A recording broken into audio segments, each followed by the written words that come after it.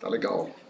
Bom dia a todos. Meu nome é Edson Morinha, sou professor do Instituto de Computação da UNICAMP. A gente vai ter agora aqui no Instituto de Computação uma palestra, né, que será ministrada pelos nossos colegas aí da Universidade LIP6, né, do Instituto de Pesquisa de Paris. Entre os participantes estão o professor Fabrice Cordon, a Wanda Luengo e Olivier Formot. Hope I pronounced that correctly. Bom, então eu vou mudar para inglês agora, tá? A palestra será em inglês e a gente vai fazer essa gravação para deixar registrada a apresentação deles para aqueles que estiverem interessados em conversar com a missão, né, possam ter aí como referência esse vídeo aí e aprender um pouco mais sobre o que eles fazem. Okay? So, thank you very much for coming to Campinas and giving this talk to us. Welcome. So, I'm going to, without further ado, invite Professor Fabrice Cordon to give his talk. Yeah, please. Okay. Thank you very much for welcoming us in the University of Campinas. So, the idea of this talk is to give you some information about Sorbonne University and everything that deals with computer science or informatics in the large in our university. So, first, Sorbonne University is a large university in France. I have heard about digits in Brazil that it makes it a small university, but for us it's a large university, about a bit more than 50,000 students.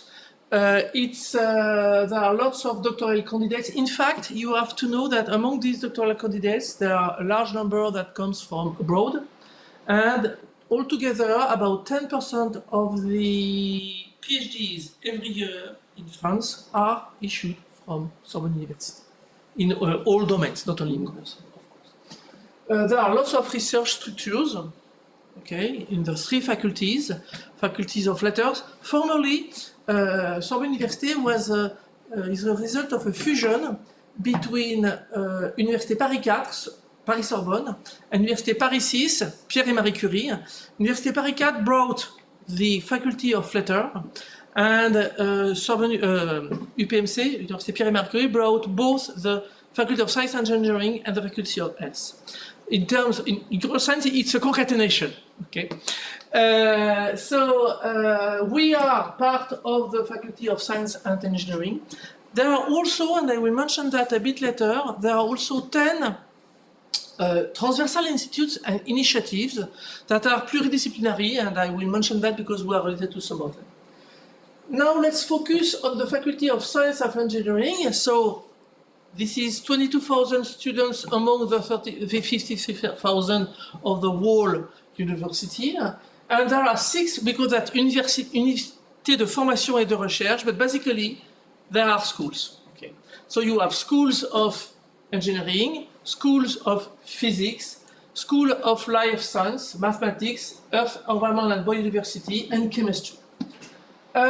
In fact, in France, research is handled by laboratories and teaching is handled by teaching departments. This is why Olivier and I, we used to come together because Wanda and I are related to the laboratory because I'm the director and Wanda is the deputy director of LIP6, and Olivier is the director of the computer science master department. Okay, so that you have okay, we can deal with the full panel of topics that could be discussed in such visits.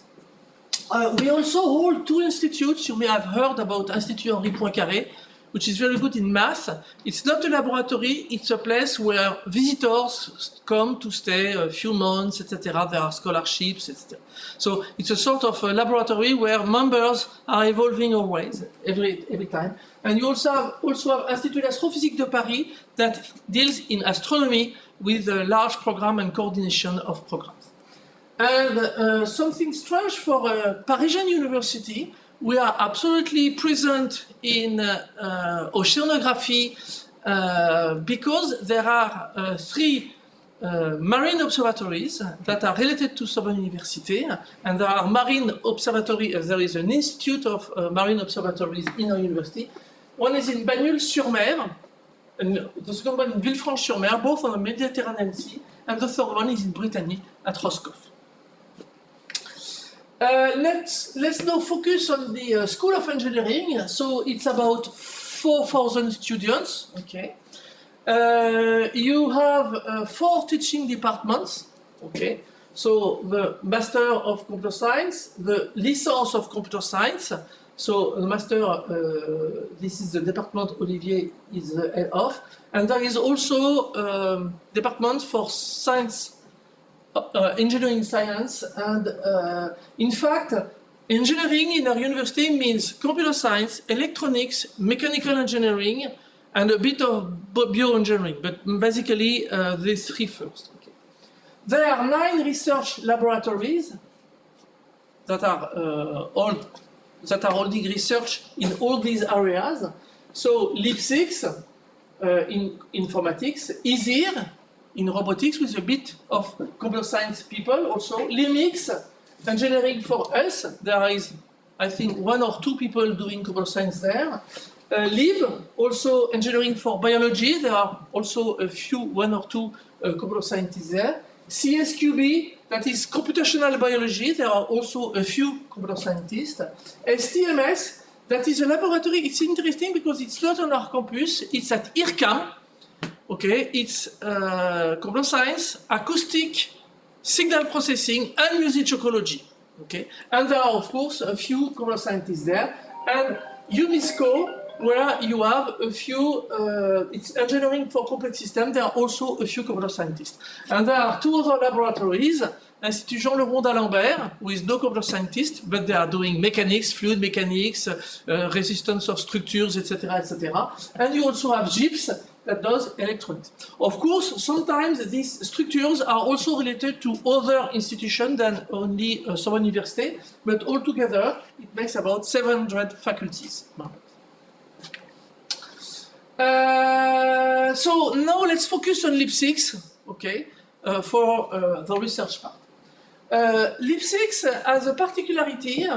It is in fact a place that inherits, this one of the 2 places with IRIF that inherits from the first structure in computer science in France. There was this structure called Institut Blaise Pascal, created in 1946. At the time, the word informatique in French was not existing yet. Okay. And then you had a lot of structures, whatever, that were combined or restructured among the will of politicians, etc., etc. And so it means that when we deal with research in some topics like networks, artificial intelligence, operating systems, computer languages, formal methods, etc., there are decades of research. Okay, and in fact there are a lot of elements that are now in the legacy that you can see in Linux or in as a part of common products. Okay, either open source or not, that are issued from not from LIP6 but potentially from previous laboratories. Okay, so typically one example, you may have heard about a tool that is called Paris Traceroute. It's an external version of the Traceroute tool. Okay, it has been developed at Olivier's teams by some colleagues, and in fact this is the second enhancement of this Paris Traceroute, but the first one got a few years ago the Test of Time Award from the major conference. What is this conference? I don't know. IMC, for this contribution. Okay. So, and the original work was early 2000. So we are right in the middle of the town. So you have here Notre Dame, here Jardin des Plantes, here Jardin du Luxembourg. So it's in the heart of the Quartier Latin. Very reachable, very nice place to do studies and to stay. And in the flagship campus, in fact, we are involved in these 5 stairs at the L, 4.5 here and 2 here.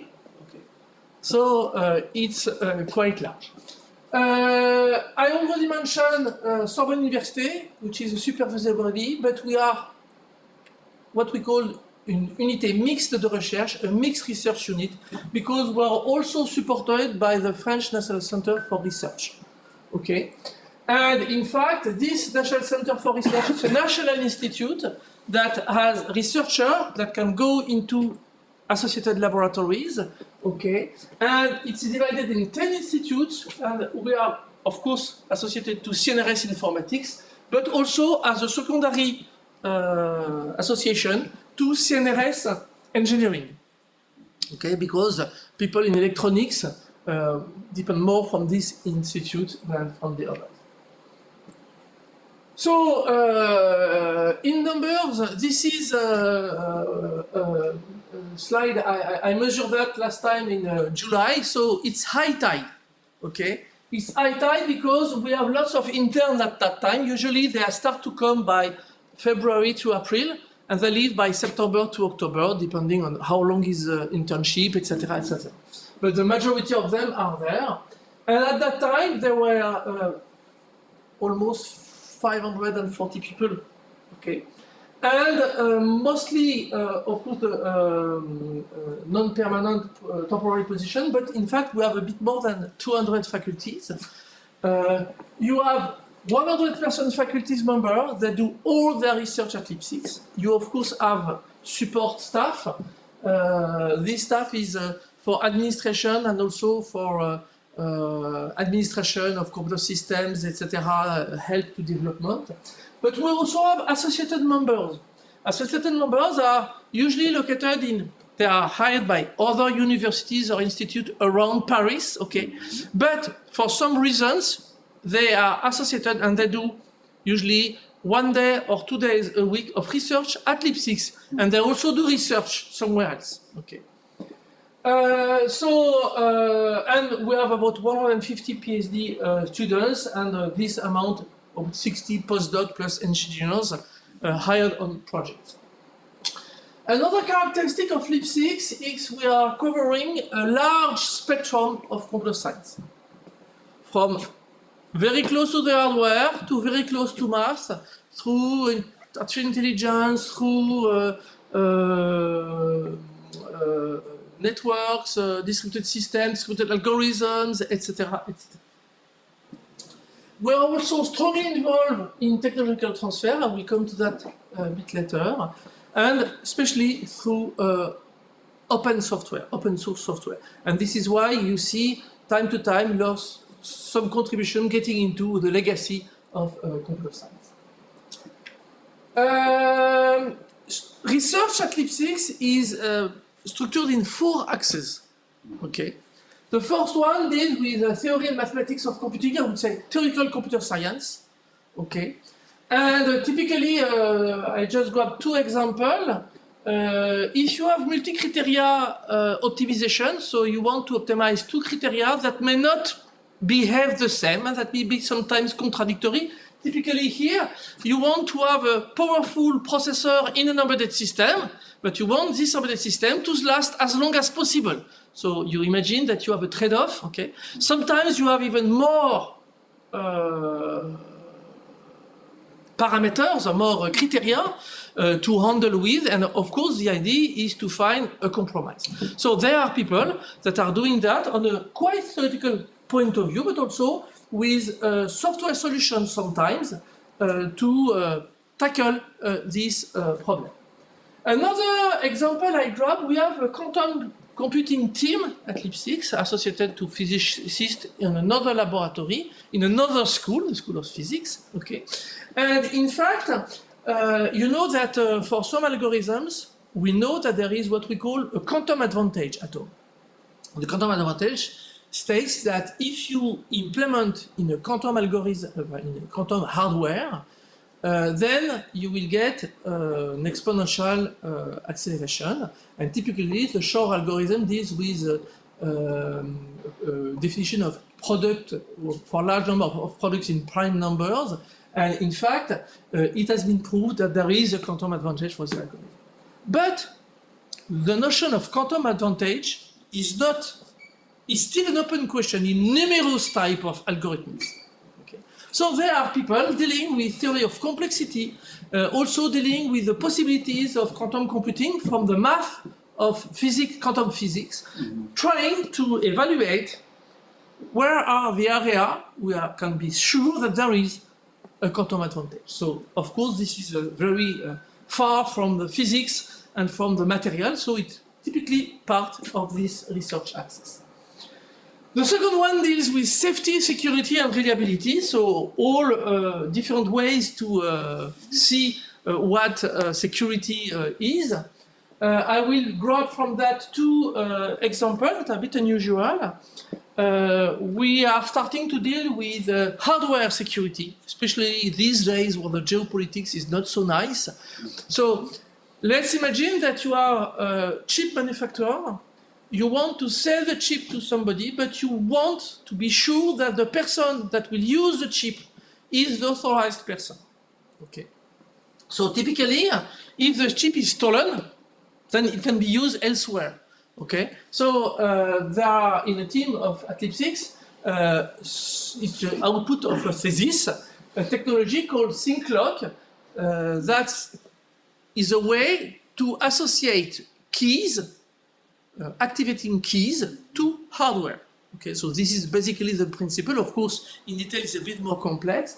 And what is interesting here, it's because it's a way to show the path from research to innovation. In fact, the thesis was the basic result with a basic proof of concept. Then we get the student gets into the doctor gets into what we call the pre-maturation program to elevate what we call the technology readiness level, okay, from the idea to something that is a bit closer to a prototype, a more industrial prototype, and then you have maturation, other mechanisms to make it close to a product, and then either you create a company or you get along with an existing company for production. So this SyncLock approach is in the process of potentially being a product. Of course, there are also several teams who deal with various aspects of security, safety, robustness in high critical software, like in airplane, but not only, health monitoring systems, whatever, etc., etc. And so, typically, formal methods, static analysis of programs to check if there are no typing problems, whatever, etc., that could raise bugs that could hinder the security of the system when it is operated. Architecture, system, and network. So deal with the foundation of what makes computing possible. So I will once again grab two examples. Strongly embedded systems. So embedded systems that must be very small. An emblematic example is what we call the intelligent endoscopic capsule. The idea is you swallow a big doliprane, okay, but this big doliprane has a Doliprane, okay, aspirin. Okay, aspirin. Thank you. A big aspirin, okay. And then you get it and go through your stomach with a small camera first, maybe later a LIDAR, acidity measurements, techniques, etc., etc. And when it sees something strange, it records. And when you get it back at the end, okay, you can extract only the videos that have been recorded so that a medical doctor can check if there is something to do or not. Okay, so it's a bit of a problem because it's something that is relatively small. You must have a bit of a battery. You must have algorithms that are not so easy because usually it's a trained algorithm from using learning approaches, etc., etc. And then you have the sensors to put. Okay. And in fact, this project is also under a pre-maturation program. Okay. Together with the company. In fact, there are lots of issues to build such hardware. They have interesting prototypes with simulation of real paths into the stomach, but the problem is to do the medicine itself. Okay. Another example is if you want to ensure a secure distributed storage, okay, then when you have, typically in e-government, you have lots of machines that will host lots of data. How many replication you must have to handle the fact, to provide a security on these values, despite crashes, attacks, etc., etc. And so you have this type of system are really dynamic, so you have network aspects, you have algorithmic aspects, so that you can preserve the integrity of data and maintain these data that if you destroy a machine, that no data will be destroyed, okay? And so it means that you have replicas, so if one machine is destroyed, then you have to create more replicas, etc., etc. So once again, all this stuff goes more or less in this axis. And of course, the last axis deals with artificial intelligence and data science. I will once again take two examples. The idea, of course, when we deal with AI, we are computer scientists, so we deal not with AI in the sense of politician. I don't know in Brazil, but we recently in Europe saw an interesting semantic change. A few years from now, AI was meaning deep learning, and now AI is meaning generative AI, okay?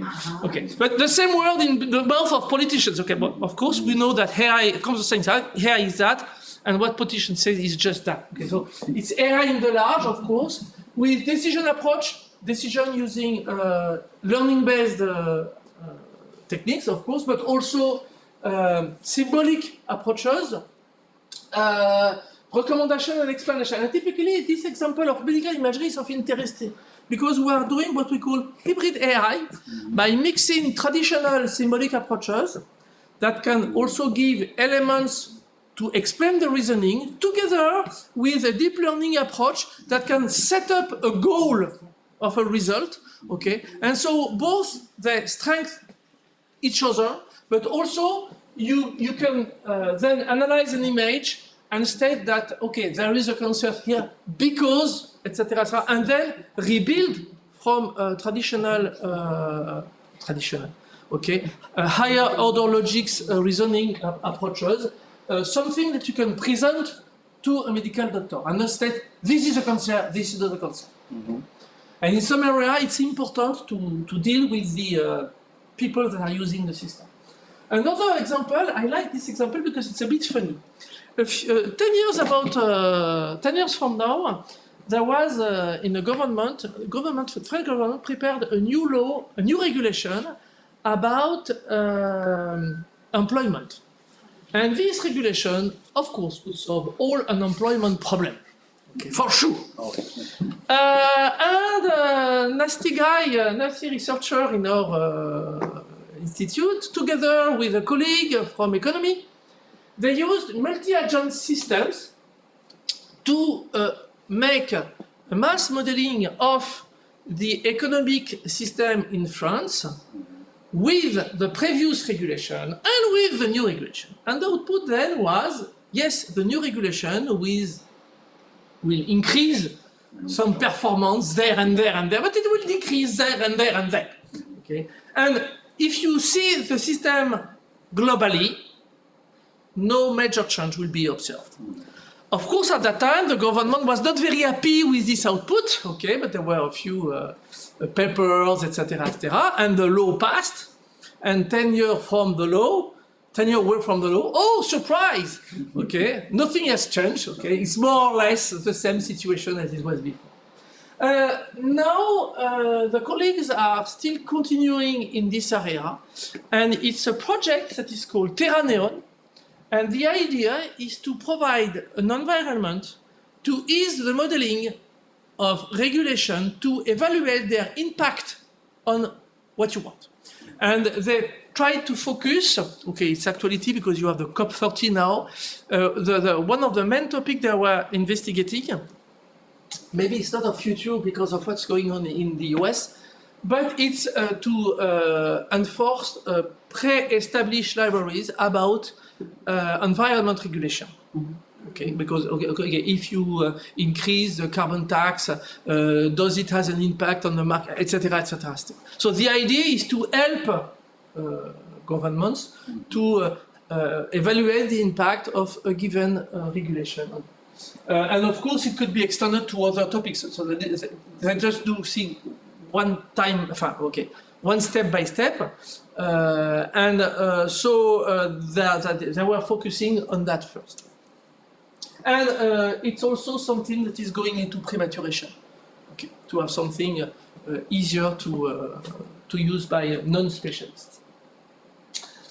So, what you observe, so of course, research is done in research teams. Okay, so you have 18 research teams at LIP6. Okay, and these axes do not make a strict partition of the teams. So a team can belong to several research axes. Let's take, let's consider APR. APR, they are typically in that security issue because this is one of the teams that deal with high critical systems. Typically, they are using static analysis techniques to evaluate programs and to create more warnings into programs, okay? But, of course, to do so, they need to be either users of mathematical-based techniques, but also contributors to these techniques, okay? Because they have to deal with some semantical aspects of it. And, in fact, they are also connected to the architecture situation, basically because you have to consider the hardware architecture as a execution target for your hardware. Because if you have trouble with typing, now in modern processors, you also may have problems with the cache that could have data spread out, etc. Or that could, in fact, you think that your program is safe, but some optimization done at the compiler level, okay, will ruin your protection. Because your protection apparently create useless variables, okay, that are not that are discarded during the optimization phase. Okay, and for each of these teams, you can have a similar topic. Typically, operational research, of course, they are naturally here, okay, because it's mainly theoretical research, but okay, they are also part of artificial intelligence. In our sense, operational research is in the scope of artificial intelligence because they are dealing with higher order logics, etc., probabilities. And in fact, several applications are dealing with optimization of a situation when you have concurrent processes. Typically in industry, when you are designing a product, you may have several product lines communicating and creating sub-products, etc., that has to be assembled. So naturally, they have smaller, but they have a link to this axis. Okay, so this is just to give you an idea about this type of organization. For us, these axes are both a way to communicate, okay, but also a way to make some scientific innovation because, of course, you can have cross fertilization between the research teams. A few specific aspects of LIP6.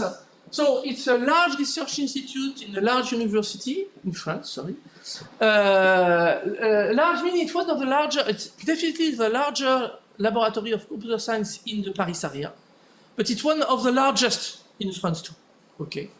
And the fact that we have a large coverage of the discipline means when you have a question that you are not able to solve, there is a large probability that another team at home is able to do. Okay, and this has led to some what I call success stories. Success stories. Typically, I will take the first one. There were two teams. One was interested in reusing techniques, exploration techniques in graphs from model checking into exploration techniques in solution trees in SAT solving. Okay. And another team was interested in parallelizing SAT solvers. Each team separately had interesting ideas, and the solutions separately could have reached the best level of the state of the art, but no more. But together, in the duration of one thesis, okay, second year, at the end of the beginning of second year, the student published a new SAT solver to the SAT competition, to the parallel track of the SAT competition, in fact, and it was bronze medal. The year after, it was gold medal. Faced to existing tools for decades, okay? And in fact, this we got the first gold medal in, so it was the third year of the PhD of this student in 18, sorry. And since then, either there is no track, parallel track competition, 1 year, or we win, or somebody else win with our solution, but with a different unit. Okay, so I call that a success story. Instead, the colleagues have grabbed our solutions and they're playing with it. Okay, and in fact, when looking to the institutions of the other colleagues, okay, they have excellent people in either one area or the other, but not both together. Okay. I mentioned that we are strongly involved in theoretical research, but I always like to say we like executable theorems. It means that all among these 18 teams, there are teams that are really close to mathematics. Typically, there is one team that deals with numeric precision. Okay. So if you want to maintain this precision, what are the requirements on the Mantissa, etc., etc. So, okay, this is basically very close to mathematics. Of course, they are connected to mathematicians, but these guys have developed several libraries, okay? Typically, one library that can evaluate the stability of your algorithm, okay, and that can help you. Typically, artificial intelligence approaches, typically learning-based ones, are introducing potentially variations on the type of hardware, and they are introducing what they call exotic precision requirements. Okay. Typically, a Mantissa of 5 bits. Okay, what is the impact of Mantissa of 5 bits? Because if you have a Mantissa of 5 bits, maybe you may store more registers, etc., and then you may make more computation for the same amount of silicium. Okay, so and typically the problem is to evaluate what will be the impact of such strange Mantissa on the global computation. Okay, and so these guys are doing computation. Another team is are doing nonlinear modeling using polynomials. Okay, they also have a solver, okay, an open source solver, and some parts of these solvers are being introduced in Sage or in MATLAB, okay, because they are quite performant on their array. So it means that we like these executable theorems, and it goes mainly through open source, logiciel libre, libre software. And this libre software are also entry points for collaboration. Typically, the polynomial solver, it's the key issue of a collaboration between LIP6 and colleagues at Technical University of Vienna, okay, because they can play together with these tools. They can enhance algorithms together, so it's developed at LIP6, but also with the help of the Vienna colleagues. And we have experimented many times that the fact that you have a proof of concept in a tool that helps you to get into a consortium. So we have a lot of institutional projects and lots of partners through this project or through a specific collaboration with many applications. I just mentioned here communication, IoT, banking, okay, energy consumption, etc., etc., educational tech. Also, I mentioned a few minutes ago the fact that there were pluridisciplinary transversal institutes in Sorbonne University. We are involved in several of those, and it's a way to have you catching these. The first one is called SCI, Sorbonne Center for Artificial Intelligence. So this was created, I think, 6 years ago, as a local institute to have, it's not a laboratory, it's something transversal that holds small programs at that time first to let people interact, especially in mathematics, in computer science, and in other disciplines that could use artificial intelligence. Okay. And recently there was a huge call in France to create artificial intelligence hubs. Okay. And Sky holds a global proposal for Sorbonne University and partners called PostGen AI. And the idea is to promote the use of artificial intelligence at the service of any science, not as being software companies for this other science, but by really exchanging problems and issues. And in fact, we got the proposal was accepted, and so there is a lot of money that is coming. And in fact, this project is divided in 20 sub-projects, and each of these sub-projects is basically a small ERC grant. Okay. And for 5-6 years, dealing with, there is one in education, there is one with health, and one with geopolitics, and one with management of ecology, ecological systems typically. Democracy also. There is one with democracy, etc., etc. Medicine, you have several in medicine. Typically, you have one with the Institute of Vision, Vision Institute, which belongs to, depends on Sorbonne University, typically for a numerical twin of eyes to follow disease, etc., etc., and maybe to predict that there could be dedicated examination to do, exams to do to check the patient. Okay. The second one is KICS, Quantum Information Center Sorbonne. So the idea is to have together mathematicians, computer scientists, and physicists all together in transversal discussion. Not only for quantum computing, but also for quantum sensors. Okay, so something wider. Okay, so it can go up to chemistry. And the last one is the. Sorry. Would you include PCQT as a kind of PCQT. Okay. PCQT is good question, good point. He works on. Okay.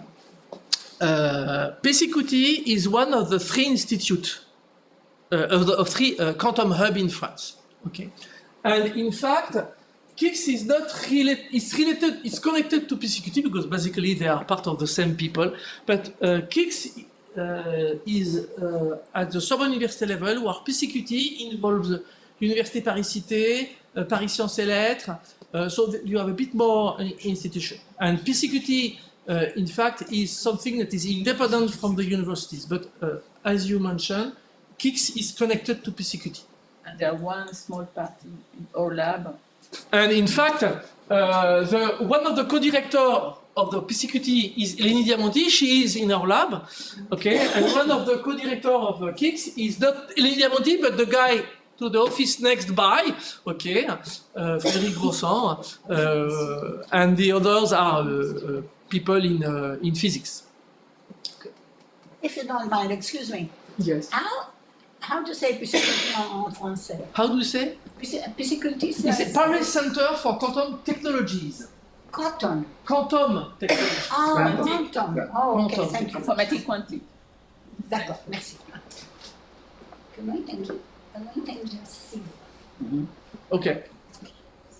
And the last one is the University Engineering Institute for Health, Institut Universitaire d'Ingénierie en Santé. And this one has the goal to put together people in computer science, engineering, and life science, together with the people in the Faculty of Medicine, okay, so that to enforce treatments, to enforce devices for monitoring, to help automated surgery or assisted surgery with robots, etc., etc. And in those 3 institutes, colleagues from LIP6 are part of the board of directors. So we are not only doing computer science for computer scientists, we're also doing computer science within a larger context. So we have lots of industrial partnership. I just mentioned big companies. You may know these. This one they are smaller in France, so it's not a problem if you don't know them. And this one, there is absolutely no doubt you know them because they are startups. Okay, and in fact, you have many startups created from outputs, LIP6 outputs. Okay. So typically, a PhD student got his PhD, and then he wants to go to the process of creating a company, sometimes assisted with disposition for pre-maturation or maturation and/or maturation after that. There are mechanisms around our environment to help them to create their companies.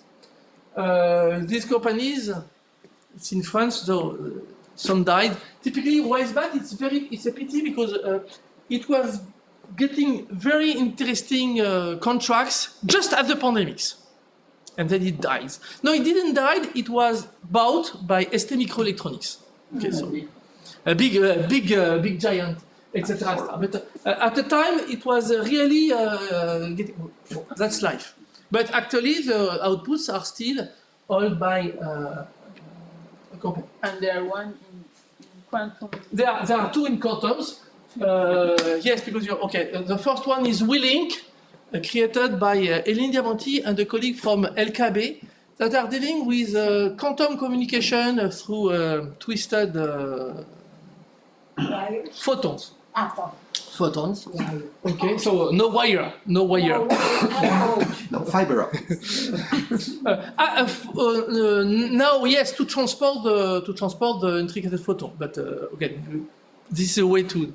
But the idea is to check the fact that you can, once the photons are transmitted, you have nothing in the middle, so no possibility for man-in-the-middle type of attacks. Okay, and the other one is called VeriCloud. Okay, and it's created by Elam Kashefi. Okay.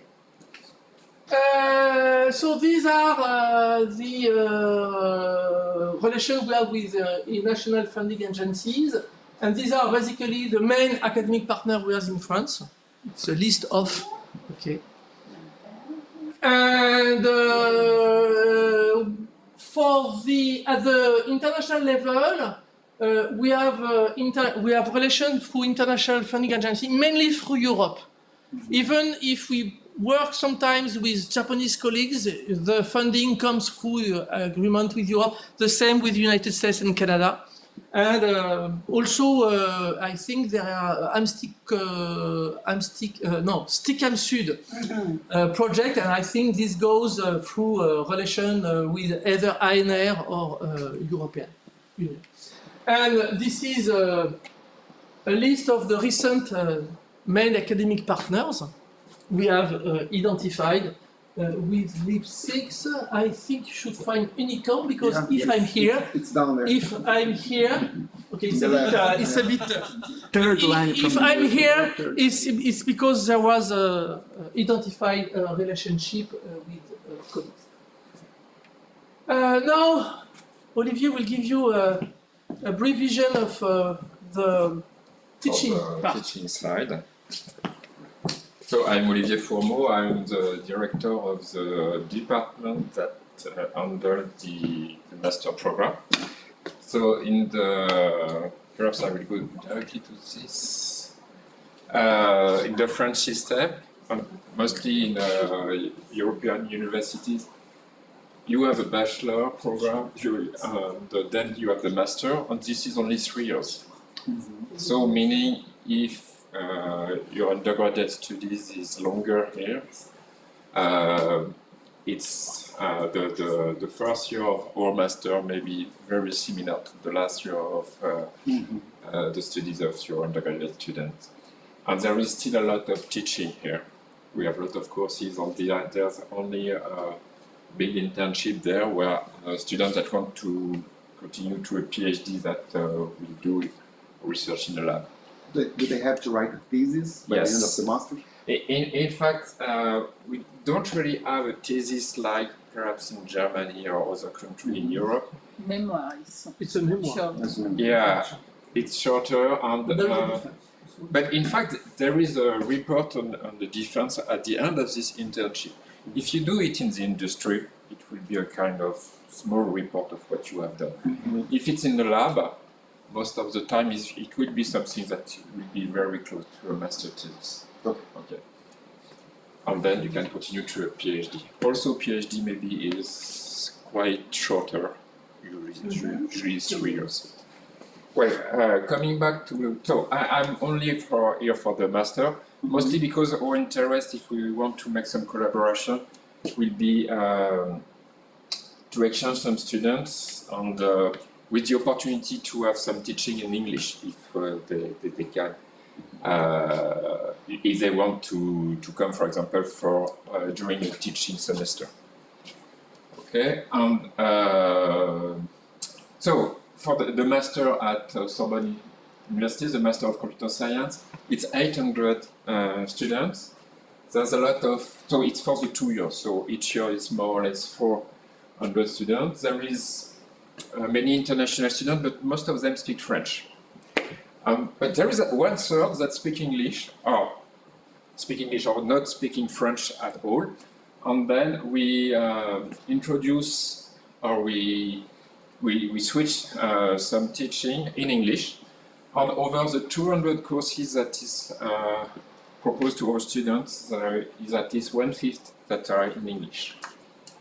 Of course, the student cannot choose any old combination. Of course, there is a different program that is kind of tracks, and when they are admitted at the master, they are admitted in a program. Okay, and so it's a specialization, and I will show you the different specialization we have. Sorry, those numbers 12 and 2 are from LIP6 or from? Yeah, so that's the reason why we are together. Okay, LIP6 is the research part. Sorry. So in fact, mostly the same persons that do the teaching and do the research. Okay, except in the lab, there's many full researcher, and some other. And most of the academics are researcher, and the professor are doing research, doing teaching. Maître de référence, professor. And then we have a lot of researchers that are from the CNRS or INRIA or other research institute, and they are doing full research, but they can do some teaching. So, for example, in quantum track, many of the people that do the teaching are full researchers that do some teaching, but they don't have the same constraints. They must not do a large amount of teaching. They do what they want. And in fact, LIP6 is almost 90% of the computer scientists in Sorbonne University. So most of the people that teach there come from LIP6. So as Olivier said, it's basically the same person, not with the same hat. Yeah, so for example, the amount of people that do the teaching there, if I take the people that are from the university or from the institute, there is more or less 200. It's a little bit more than the number of people there is of permanent staff of the LIP6. So, because they are coming from other labs, for example. Or other universities. Or other universities. So, let's see. Sorry. This is the different specialization. So we have artificial intelligence mostly in 2 programs. This one is with a wide spectrum with operational research, decision making, robotics, and multi-agent system, for example. And here, more especially on machine learning and data science. On this figure, you have the box in blue. It's where there is some teaching in English. Okay. When it's also written in light blue, it means the program is fully in English. Okay. So, for example, you have image processing that is fully in English. We have numerical computing, cryptology, and high performance computing, and it's a French program, mostly in French, but it's part of what we call a European master. It's a master that is done in two. The students go into university in a set, or there's a cluster of universities that offer a program together at European level, and then the student go first to one university for his first year, then a second, and then he gets the diploma from both universities. So, in fact, I think there's a mistake. There is some unit here, some courses in English, and you have a full program in HPC in English. Quantum information is the last program we set up a few years ago. It was the first in Europe about quantum information, and because we need to have some students from all over Europe, because we don't have at the French level enough students that are strong in physics and strong in computer science. So we designed it directly in English.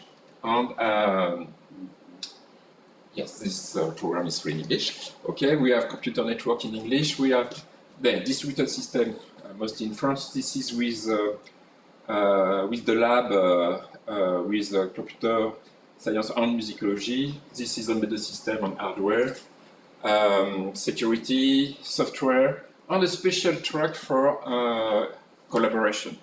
Mostly here we have students that do Erasmus mobility, and it's not really a specialization because mostly you can make combination of any courses that are in English. It's we use it because it's more flexible. When we have agreement with some university, we can make things that is not possible in classical programs. So it's an example of courses. On one point, if I go back here, as you can see, there is mostly 3 semesters of courses, and then 1 semester where there is the internship. So there is, if a student were to make a mobility and come for to have some courses, there is a lot of choice during this semester. We call that the first semester of the year in the whole university year. Mostly it will be the second semester for you, I think.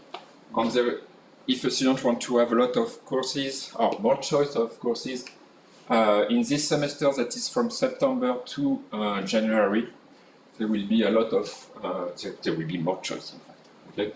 And then this semester, from February to May, maybe there will be only, we will propose only 15 courses, so it's not so much.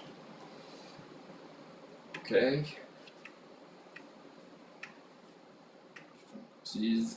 So, our motivation, on one side, is to make some research collaboration.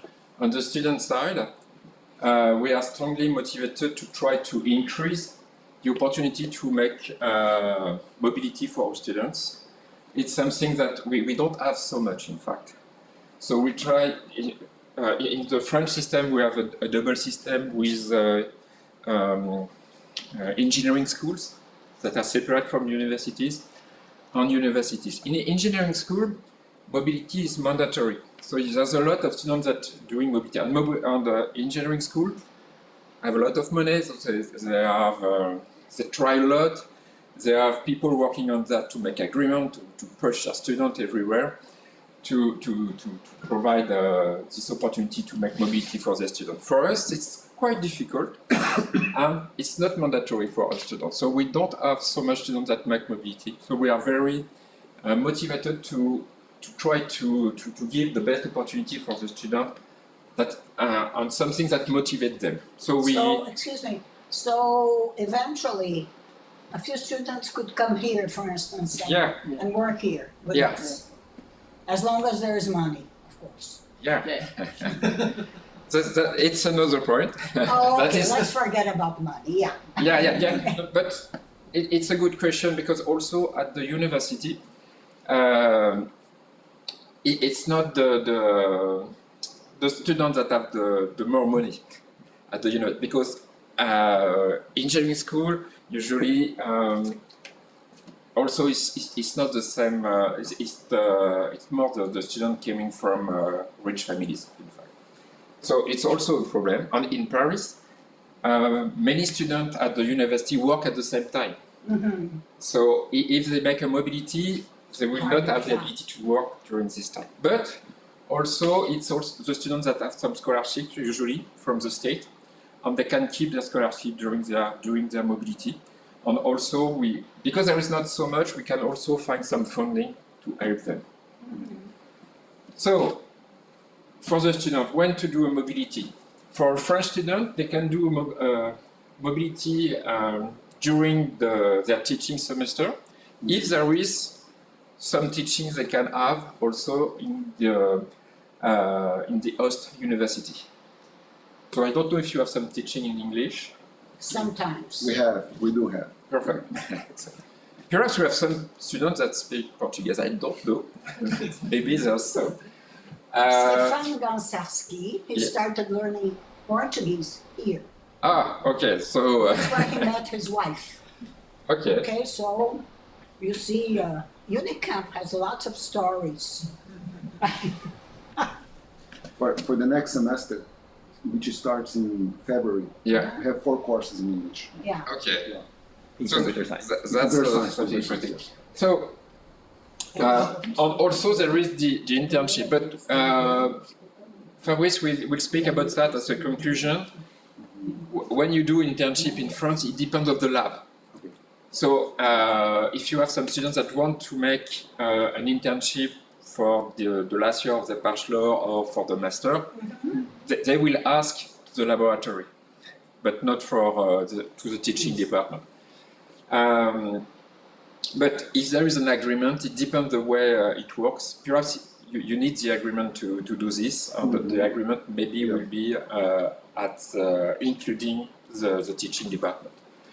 And also, here there is this opportunity to make a mobility during the last semester for a French student, but also some students can do a smaller internship there.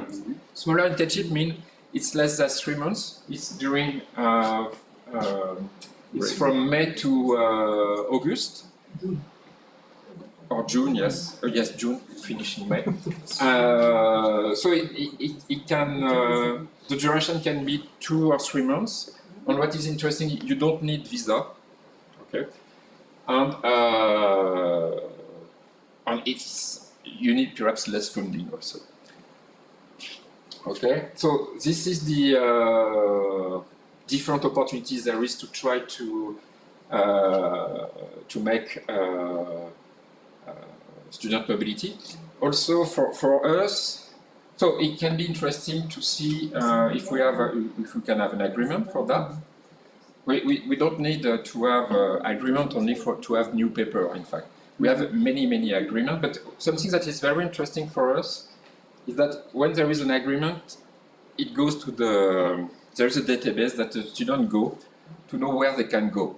So they will look at, I want to do computer science in Brazil, for example, what are the universities that have this opportunity with my departments? Okay, so we have hundreds of agreements at the university level. There are some in computer science. We develop a lot with Japan because we try to interest the students. We develop with Japan, we develop with Canada, and we think there is good opportunities and good interest from students from Brazil. We have a lot of professors from Brazil. So if the professors are good, perhaps it will give motivation for the student, but I think that we have very good professors.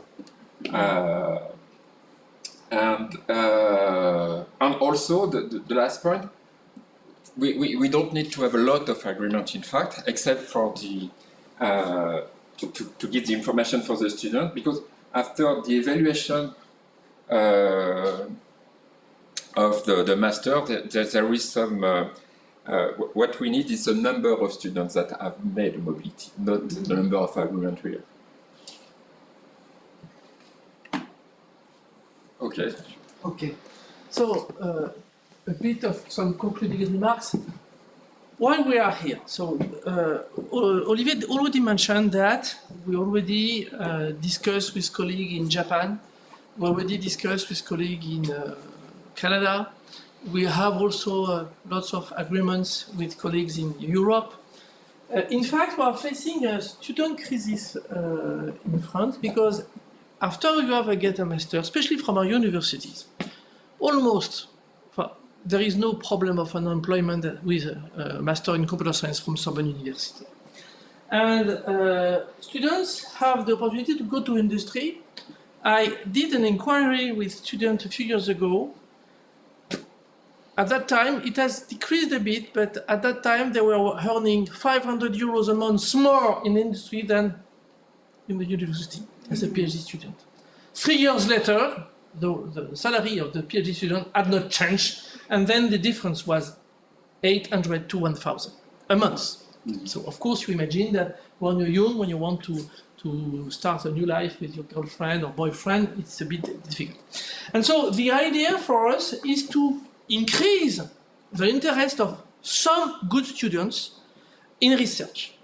And one way to do that is to state that in some situation we have collaboration with other countries, with other universities, and I can do a thesis in an international context. There are several ways to do that.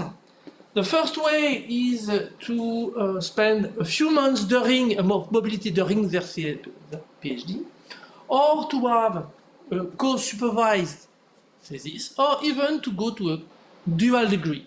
Okay? But all this range is possible. And on another hand, okay, we can send our students abroad, but we can also host students, okay, from your universities, okay, and say that, okay, it can be the same for a few months on a connected topic, or it could be something co-supervised, or it could be a dual degree. In parallel, French universities are required to increase their international relationships, and one indicator is the number of dual degrees. So our university is pushing, and so by pushing it means that there are a few scholarships that are dedicated to that. So we can, in some situation, at the PhD level, find some support from our university. We are also in LIP6 in a situation where, in fact, we have 150 students, but to be honest, students who get a scholarship from our university, there are probably 20. It would mean that all the rest are funded either by relationship with companies or by contract we got from the European Union, from ANR, etc., etc. So it means that in this situation, we have also some freedom according to the topic. If the topic is of interest for two groups of colleagues in 2 universities, then hop, we don't have to hesitate to do similar stuff. So at the PhD level, in fact, I can state that the money is not that much a problem. We can also enforce faculty members exchange. Typically in Sorbonne University and in LIP6 and in our school, there are ways to find a bit of a funding, some scholarship to bring colleagues. And there is also some funding at the level of our school to send students for short periods, basically PhD. At the master level, Olivier already mentioned that there is some possibilities. And in fact, the master internship, the mandatory master internship at the end of the master in France is an interesting part. Personally, I like to try the student I will take as a PhD. Okay? Because it's not only a question of being good or not, it's also a question of getting along, being able to work together. Okay? You want to match. You want to invest 3 years, and this is true for the student as well as for the supervisor. So it's nice to be sure. So typically, I never started a PhD before having an internship or equivalent first. And in an international context, it's even more important because if you have to work between 2 systems, it's a bit more complex. Typically, if you want to do a dual degree, then it means usually it's a hand between the requirements from both universities. So you get 2 degrees at the end, but of course you have to work a bit more. And sometimes we have to discuss and there is usually a contract of a dual degree contract. It can be absolutely. In fact, we have two types of such contracts. Either, typically, an example with the University of Sokandai, there is a MOU, a Memorandum of Understanding, and basically 90% of the MOU is the template of a dual degree contract. Okay. Then instantiation is very easy. You just put the name of the people and whoop, it's done. But we can do, usually you do that if you envision a large number or if the political situation requires it. It was the case with Japan. You can start with a dedicated contract for this student and then another. And then after a while, say, okay, every time we have to do it again, why don't we go through a memorandum of understanding? Once again, it's really depending on what you want to do on your side and what we can bring to our university. But the internship is of interest because you can imagine that prior to a co-supervised or a dual degree between two universities for the PhD, you have a sort of co-supervised internship, master internship. And so the idea is to show to the students that we're not kidding, this is really international cooperation. And the last reason, I think this is important for the visibility of LIP6. Sorry, I take the position of the director of LIP6, but I think this is reciprocal, is that cooperation, I have experienced many cooperations with lots of co-authors from everywhere. Cooperation is difficult because it's abroad, while at home you have lots of things to do that require emergency. Okay. So if you have in between a student, the student is either in one place or the other, okay, then the student becomes more easily an emergency. So I think it's sharing students, either at the master level or the PhD level, is a good fuel to increase collaboration. Right. It's a strong way to do that. Why are we here? In fact, after having done Japan, after having done Europe and Canada, the idea is to go through South America because there are lots of good institutions there. And I went through the list of recent collaboration among colleagues from LIP6 and colleagues from South American universities. And we found that there were already some relationships between Campinas and LIP6. And so this is why I directly contacted the colleagues that were involved. It was totally successful because usually they take locally, they know who to contact locally. And so we got very positive answer very quickly. And the idea is to try to get an overview of what we can do. And then I will go to the international relationship, not only me, but Olivier and I will go to that and to see how we can handle. So the objective for Olivier is a bit different than mine, but they are strongly connected. In fact, in France, research starts at PhD and then it goes to lab, and teaching ends at master, and then it goes to Olivier, okay? And the lab, basically, it's Vanda and I, okay? This internship at the end of the master is in between, because typically, just to, Olivier mentioned this digit program that is very free. You can do whatever you want, okay? So it means that the originating university can decide what it thinks it's important for the student in our ecosystem. Typically what we have, in Japan there is a part in the master where they stay in a lab. It's not an internship in the sense we consider it, but it's just working in the lab. Okay. So they have just one or two courses. So through this digit program, they pick this course, and the rest is working in that. So in that situation, we just discuss and we can host the student, of course with a colleague who is willing to supervise this student for a part of his work. Okay, and so everything is possible. So even if the systems are not totally aligned, it's not a problem. Final word, Olivier mentioned that the PhD in France is 3 years. In fact, it's a stupid we were stupid as colleagues. In fact, my father was involved in the transformation of the whole system, test data, to the new system, test university. And at the time, practitioners and theoreticians were not agreeing on the duration, and they did a huge mistake. They said, let the ministry decide. But the problem in the ministry, we know the algorithm. It's how many money? And of course, they decide that the PhD in France will be 3 years.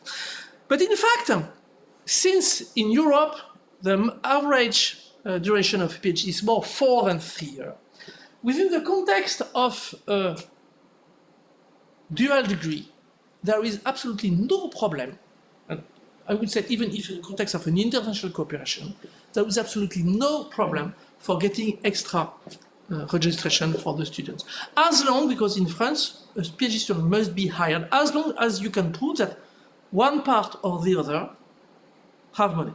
And to end with the question, your question about money, typically what we do in some countries, Japan or Canada, and there is no way that we do it differently with Brazil, typically, is that when the student is in his home country, then he's covered by his own country. When he is in France, then he is covered by colleagues in France. Okay, so there are numerous. So for me, money is not really a problem.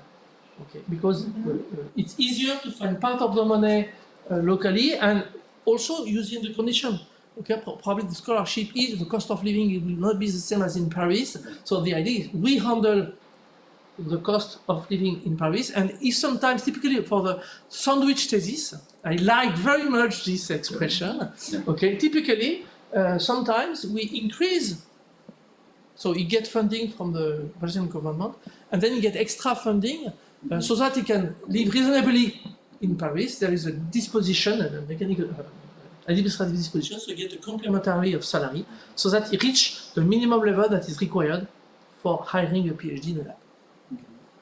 So, okay, so these are our expectations, probably, and maybe this afternoon we'll also discuss your expectations, if there is some conjunction we can meet, okay? But the idea, and of course, you have to know that we have two bodies, Sorbonne University and CNRS, and of course this traveling has been prepared with CNRS and with Sorbonne University. So we're in connection with the relationship, typically LIVU, NICU Bureau du CNRS in South America, and also our Vice President for International Affairs.